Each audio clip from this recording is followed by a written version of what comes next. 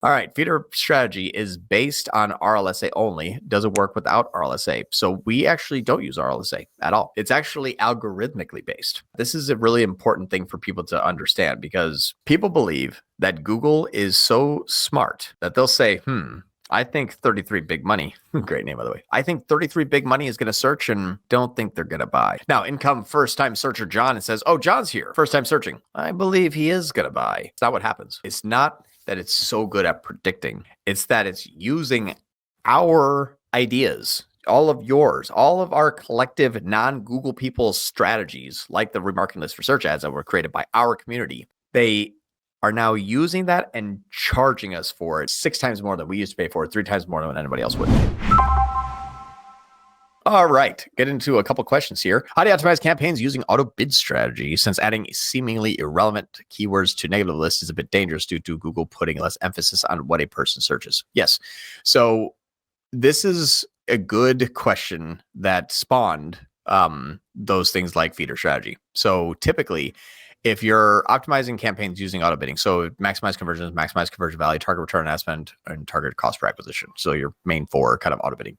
Max clicks can be auto bidding, but it's not conversion based, so it's less important. But if you're using those type of automated bidding strategies, I typically like to do a low TROAS or a high TCPA target. It allows it to breathe a bit. Don't think about your targets as a target. It's this, I don't know why Google did this. Well, actually, I do know why Google did it, but they shouldn't have done it. Your targets should never be considered a target. They should be considered a floor or a ceiling. What I mean by that is they should not be thought of as, I want a 300, I got a 300. You should say, if my campaign is good, set it at 40, set it at 60% TROAS, or set, if I want a $200 lead, I'll set it at $500 TCPA. They are bumpers. If you ever bowled with like a 7-year-old, or maybe you're just really bad at bowling and use bumpers, I don't judge. But if you use bumpers during bowling, those are your TCPA and TROAS targets. If you set your TROAS targets and TCPA targets too strict, meaning they're too close together, your ball can't even go down the lane. It's too tight for it to fit there. It can't actually function. If you set it really, really wide, you can hit a gutter because the bumpers are way far out past the lane. So you want to set a target TCP or TROAS to what they call like a bumper, where it's a little bit tighter, but you have still room to breathe. You have still room to move. I'll share with you an example, and I'll get this pulled up here because this is a really, really common misconception. Mike, I almost made this entire YouTube live today this topic for discussion because I get asked this probably 3 or 4 times a week. I'm not within YouTube live on tier 11, the U versus Google. We've already done a video on Revenue Rush for it. The school programs I'm teaching, the mastermind, the driven mastermind that I'm in, I get this question a lot. So I'm going to take like 2 minutes on here just because this is a really important topic and we have some time. So I think that we're good for another half hour. Yep. So here's what I wanted to share with everyone. This is how this works here. I'm going to take the campaigns that I just launched. Now, there is 3 campaigns I launched, and we launched them. I don't remember exactly when. There we go. We launched these things on the 11th. So it's only been 10 days. Well, yeah, the 11th. You can see the clicks and conversions instantly happen. It just boop, immediately.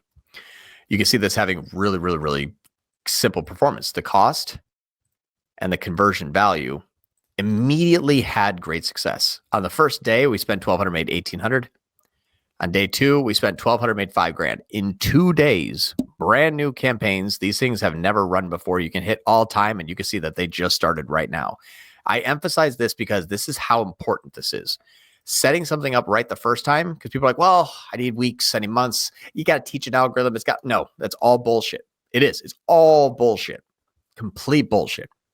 What I mean by that is Google does learn. Yes. Google does feed. Yes. All that's good stuff. But there is very, very few times, 10% or less, where you say, here's a new campaign, 300% ROAS target, boop, hit 300% ROAS. Not with that structure. Now, jewelry here is an outlier. That's why you'll see this one being $100. No one thought this was going to go good. So we're like, no, let's just not really run it. So we're like, that's fine. So let's just do these other two. This is the two that I actually want to focus on. This is pretty much it. My T ROAS targets are 60%. 60. I'm not getting a 60%. I'm getting a 400 and 500. This is all non-brand, by the way. I can prove it. But it starts off with a 60% T ROAS target because this is where I say, hey, if you're good, you'll get a 4 and 500. If you're bad, you'll get a 60.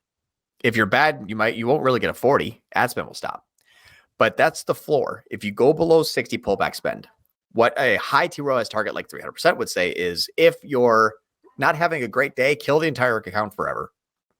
Because once it falls below the 300% threshold, it pulls back spend and it's impossible for it to scale. Not possible, but it's very, very, very, very difficult for it to just say, hey, you know what? I found out, I figured it out, and I scaled back up. You're welcome. It doesn't do that. So you want to set it on a low T ROAS target and you want to do all of your work up front. Feed optimizations, your titles, the proper SKUs that you should be marketing. Don't just throw everything in there. That's why you see all dresses and best-selling apparel. See how this one's 73% or 77, I can't count, 87% better than this one here. Well, 87 percentile points, 413 up to 500. So it is better, but that's by design. So you do your research first and you say, okay, I think this campaign is going to work. Then it doesn't matter what the T ROAS is. Do the work first. And I can set a T ROAS of 10. I'll still get a 500%. Doesn't matter. So this is the proper, when it says a target ROAS, it's like, what is your target? It's not target. It says, hey, what does it have to go below before I finally say, okay, now just kill the campaign? 60%. It leaves it to be aggressive. My CPCs could be high. My click-through rates could be good quality. My positioning can be excellent. And I can hit really good results in $15 CPAs. But that's because it's the work beforehand before you launch the campaign. If you're not looking at titles, descriptions, categories, GTINs, and feed optimizations, imagery. If you're not doing all that pricing, competitiveness, keyword research, and so that you do your feed optimizations like your headlines. If you don't do any of that and you just throw it in there and hit a 300% ROAS, it dies. So do good work first. You can set a low target. Same thing with TCPA. If I was expecting $15 conversions, I'd set my target cost per acquisition to 100. I'll still get 15. It's a floor and a ceiling. That's how you have to think about those. It's always floor and it's always ceiling. Okay. Continue on. Oh, does this continue? There's a part 2 to that question. Oh man. It won't be like another 20 minutes, I promise. I just wanted to take some time to explain how with the bidding strategies, target is not a target. It's a floor or a ceiling. All right. The next one, for and more on behavior when using auto bidding. Okay. So let me just put these together. How do you optimize campaigns using auto bid strategy? Says seemingly irrelevant keywords and bid. Yep. Emphasis. Yep. It's mostly due to pre. And then for negative keywords, I really barely use negative keywords, honestly. All of the work, and especially in shopping, should be done beforehand. You shouldn't really see much negative keywords because your feed optimizations are good. Titles and descriptions are plentiful.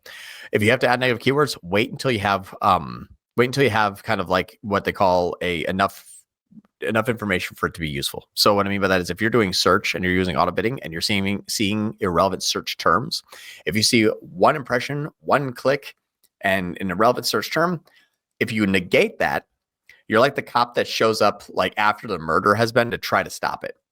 Like it's one impression, one click, and one search, and it might be odd. Like that may never happen again. So you may add a negative keyword like, haha, I've ensured that they won't die any further. Like it doesn't really do anything. So you want to make sure that it's like, okay, if I'm going to add it as a negative keyword, is there more than like 30 or 40 impressions? Is it more than like 2 or 3 clicks? Is it something I think that if I continue to scale spend, it's going to continue to happen? If so, then yes, kill it. But don't go too crazy where you're like, oh my God, every single one of these is irrelevant. Yeah, I mean, you might see that there's like some no clicks and 1 impressions. You don't have to negate those if you're not getting clicks on it, but make sure you have enough to say like, hey, this is actually going to take effect. Otherwise, you're just spinning your wheels.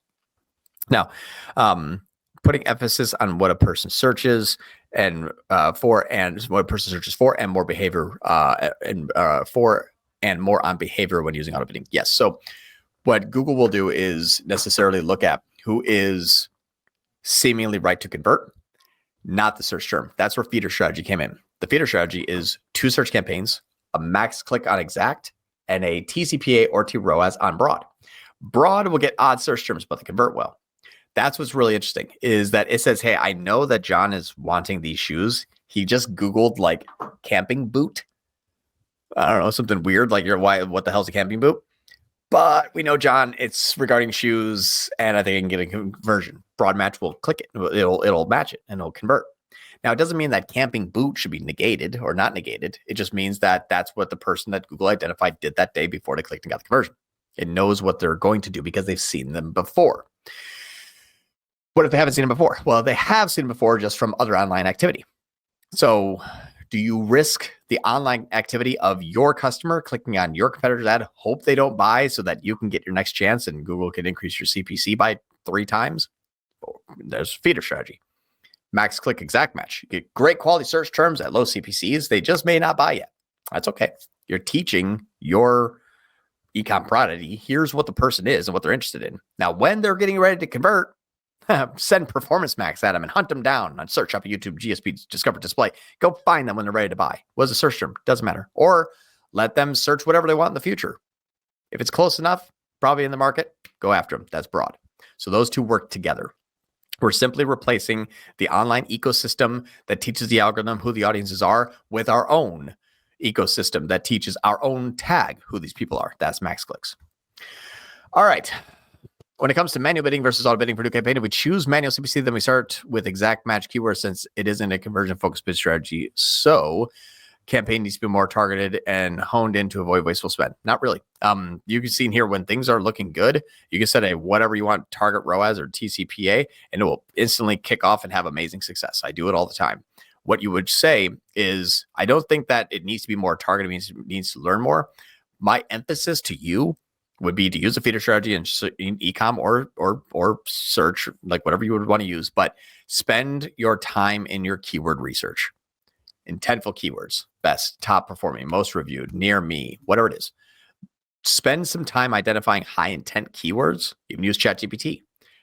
That will then launch your campaign into more immediate success. Then it says, hey, I tried your idea. And then I tried some broadly ones. I kind of found some ones that you didn't think about, and I'm trying to go after them. That's what typically people do, the learning experience. Spend the time in keyword research. And you'll be 10 times faster. I promise you, just like how the demonstration I showed you. All right, John Dog, how do you optimize Google Ads for direct-to-consumer apparel client when the top category is 50% return rate, referring to customers returning their products, while others have low as 10? Here's actually, I just dealt with this, and I thank you for bringing this up again, because I think the last week we didn't get to touch on this. If there's a 50% return rate, that is something that is not really possible to solve within traffic driving. Really isn't. There is something on the site that is misleading them, or they haven't done enough explaining to the fact that, hey, this is something wrong with it. What should be your next step is, why are the customers returning their products half the time? Is it a misunderstanding? Is it fitting wrong? Is it oversold, overpromise, underdeliver? Are they Temu? Where it's like, hey, Playground, it's this big when it arrives. Like, what's going on there that people are like, oh my God, and they're sending it back half the time? You will not traffic your way out of that. That is not a keyword issue at all. But some things, for example, tungsten rings have a ring sizing chart that people can print out, punch a hole, put their finger in. We've done that before. Works very well. It's like ring size number 4, 5, 6, 7, 8, 9. And there's literally rings on the page, and you print it out at 100% scale, cut it out with X-Acto knife, stick it on your finger. If it's snug, that's your size.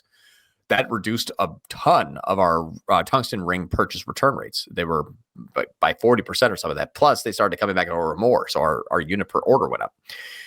The second thing is like dresses. Fits true to size. Order one size larger than typical. Compare it. Do something that is going to even giving you the measurements. If you're wanting a size medium, it has this waist, this bust, this length.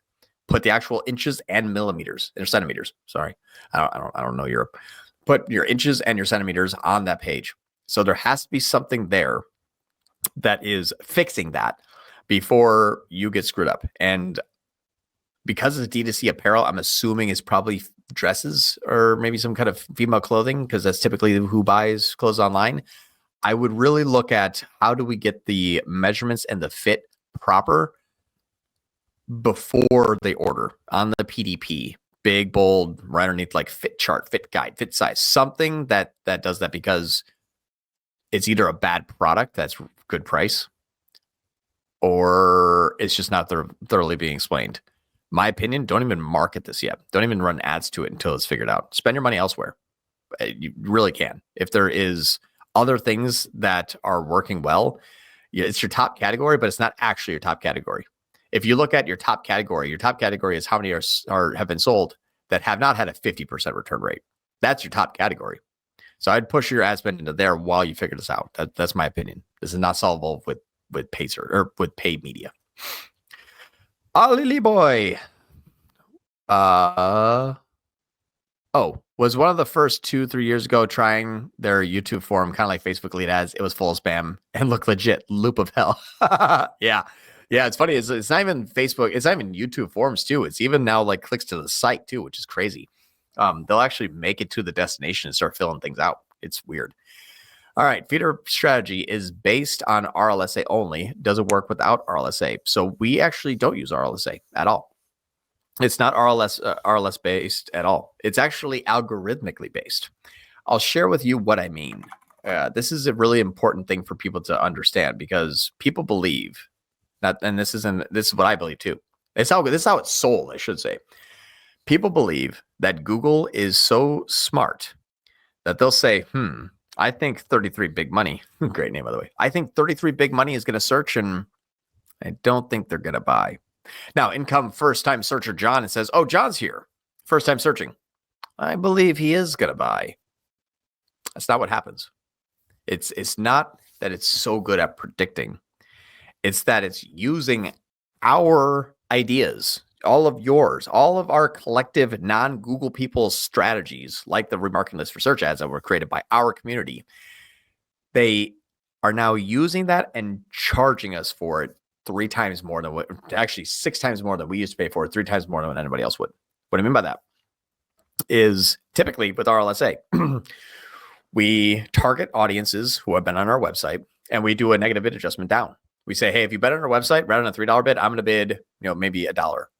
I don't want to keep paying high fees and high CPCs for people to continually return. What Google did is said, I can make money off that. They said, I'm going to use that same exact strategy. But when I believe that they're going to return, I'm going to make you pay 5 times more, not 80% less, which is what we used to do with RLSA. I'm going to make you pay 5 times more now because we know it's going to convert and you're going to make money. And the CPC that I get to dictate to charge to you is not based in competition anymore. That's why my Google is price fixing thing went so viral. It's because it's like, yeah, everyone's like, holy crap, that's actually what's happening.